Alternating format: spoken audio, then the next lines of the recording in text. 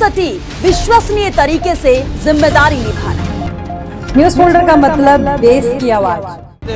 और यहाँ पर चौकों पे खड़े होते हैं और सबको परेशान करते हैं। शराब पी पी के किसी को छेड़ते हैं, किसी को मारते हैं, किसी से जबरदस्ती पैसे लेते हैं कि बियर के पैसे दे, शराब के पैसे दे।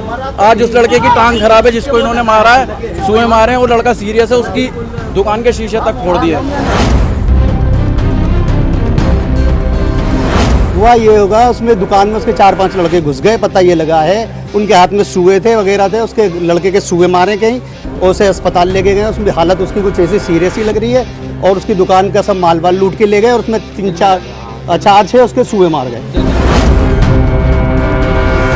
राजधानी दिल्ली का उत्तर पूर्वी इलाका और एक बार फिर खून से सनी सड़कों की कहानी।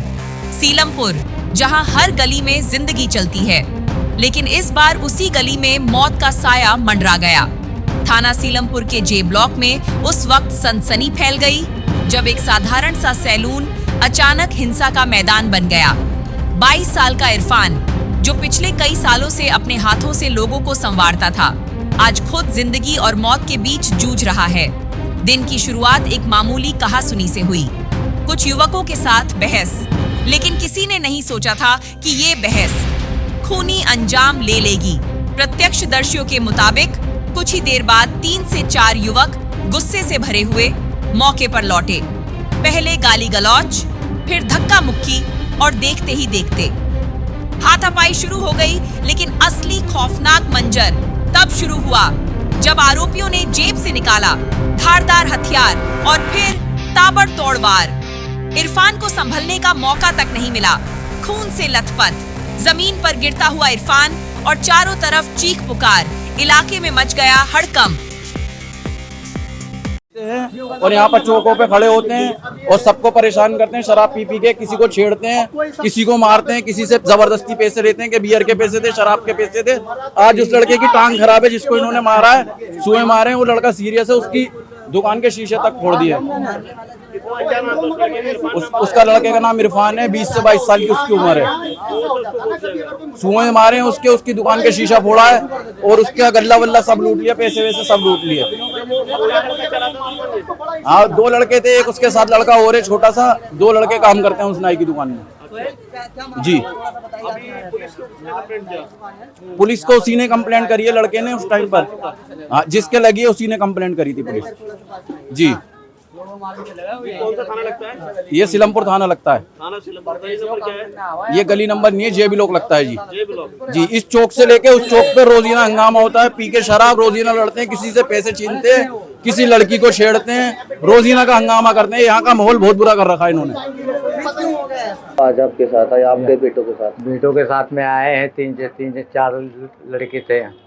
आए तो दुकान पे बाहर से खींच रहे हैं, अंदर से उसको खींच रहे हैं, फिर उठा के टेबल से पूरी दुकान सब तोड़ दी है, पूरे सब मार के, समझो। सब गल्ला में हाथ लगाया, सब उकदे, सब पूरी दुकान का पूरा नक्शा बदल दिया, सब तोड़ के। मतलब दुकान में तोड़ फोड़ कर दी? जी। अच्छा, कुछ मतलब धारदार हथियार थे या नुकीली चीज से? हाँ, नुकीली सुआ लिए रखे थे। अच्छा, 3 लड़के जो थे सुआ ले रखे थे। किसको मारे? लड़के को मेरे। क्या नाम था लड़के? इरफान, एक का नाम जिसान है। तो दोनों के लगे हैं? हाँ, दोनों के लगे हैं। एक के तो 2-3 जगह से लगे हैं। यहाँ से सीने में मारे हैं, हाथ में मारे हैं, और छोटे लड़के के यहाँ लगा हुआ है, हाथ में लगा हुआ है। स्थानीय लोगों ने तुरंत उसे अस्पताल पहुंचाया, जहां उसे जग प्रवेश चंद्र अस्पताल में भर्ती कराया गया। डॉक्टरों के मुताबिक इरफान की हालत बेहद गंभीर है और जिंदगी की जंग जारी है। घटना की खबर मिलते ही पुलिस मौके पर पहुंची और पूरे इलाके को छावनी में तब्दील कर दिया गया। भारी पुलिस बल तैनात, हर गली पर नजर। लेकिन सवाल अभी भी कायम, हमलावर कौन थे और क्यों बने इरफान के खून के प्यासे? फिलहाल पुलिस जांच में जुटी है और आरोपियों की तलाश जारी है। लेकिन इस घटना ने एक बार फिर बड़ा सवाल खड़ा कर दिया है। क्या सीलमपुर की गलियां अब सुरक्षित नहीं रही?